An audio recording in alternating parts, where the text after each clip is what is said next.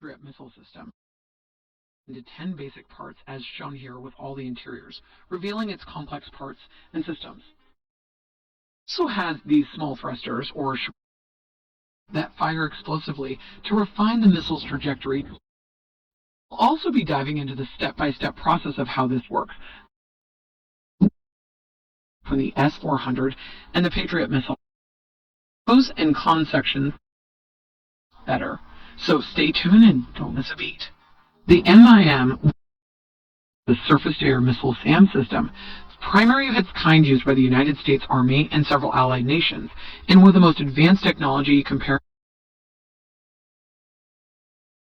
for $1 billion, while a single missile costs $4 million US. It costs $500 million for a single battery, mobile long-range surface-to-air missile system of 6 basic parts. Number 1, Engagement Control Station. This is a fire direction center for Patriot firing battery operations and is the only manned station in the firing battery during the air battle. Number 2, Electric Power Plant. This is electric power for operation of the Fire Control Section, also called EPP. Number 3, Radar Set. This is a multifunction phased array radar mounted on a semi-trailer. Number 4, Antenna Mast Group. This provides mobile, quick erect antennas and amplifiers for ultra-high frequency communications. Number 5, Launching Station. This is a remotely operated, self-contained unit with its own power plant. Can fire up to 4 Patriot guided missiles at designated targets. The Patriot guided missile MIM-104 is wingless.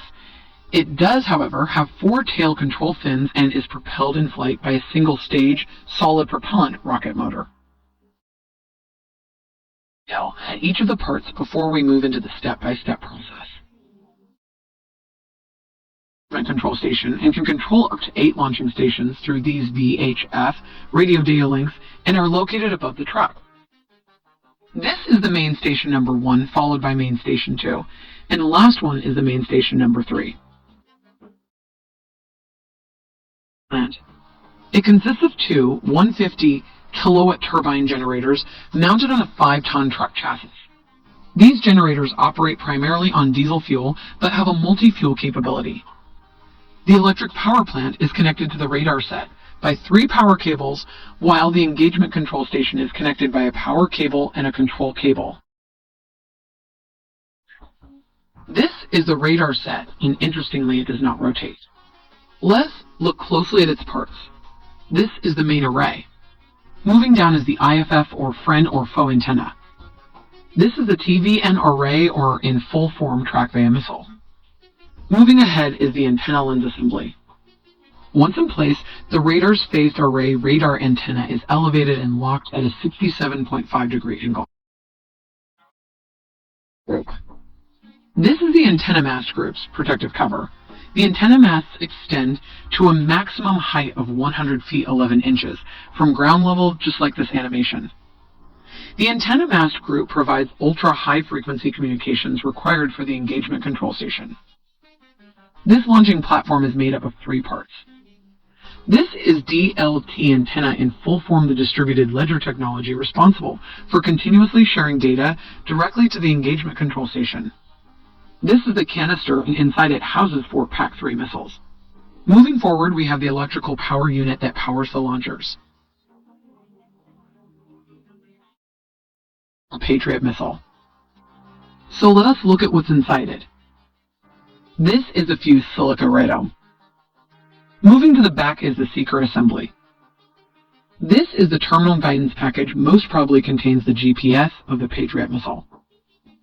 Just behind it is the modular mid-course package navigation subsystem. This is the warhead and weighs around 90 kilograms, responsible for destroying the enemy projectiles.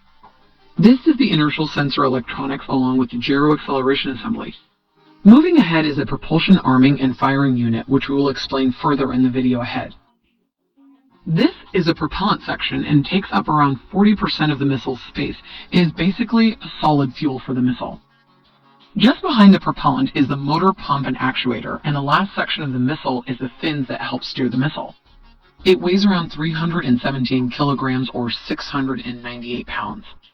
It is approximately 5.1 meters long and has a diameter of 254 millimeters. Let's compare this to a person to understand its size visually.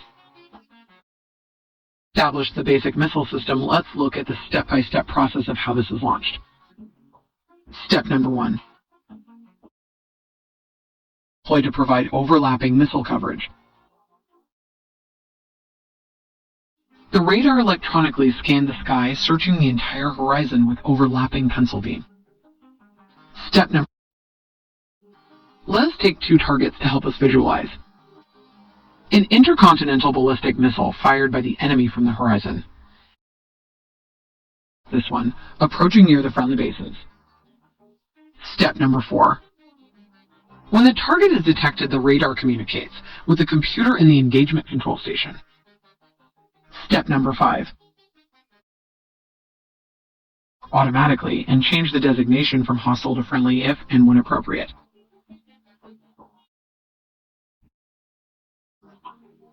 The engagement control station then gives the command to the launching station with the required data. Step number 7. As per operational doctrine, any engagement requires 2 PAC-3 missiles to increase the probability of the hit ratio. Step number 8. The missile in the early stages uses inertial guidance specified to launch from the engagement control station. Step number 9. Just shortly before arrival at the intercept point, the missile uses the Ka-band seeker to track the target. An optimal aim point is selected and terminal guidance is initiated. Step number 10. The short propellant motors fires explosively to refine the missile trajectory to its target.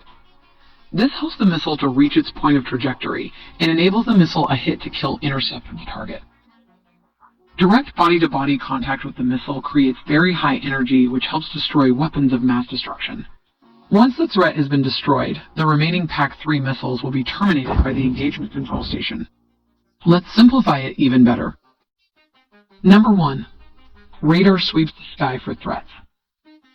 Number 2. Sends data to control station.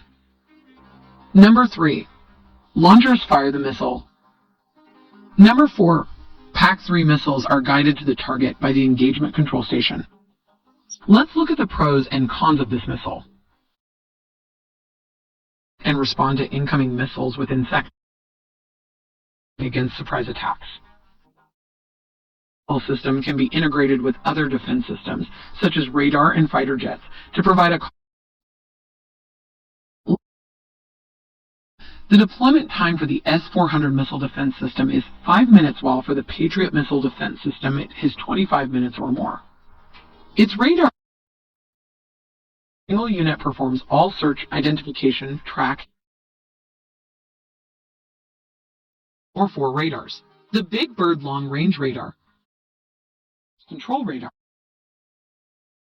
in a de-animation from scratch.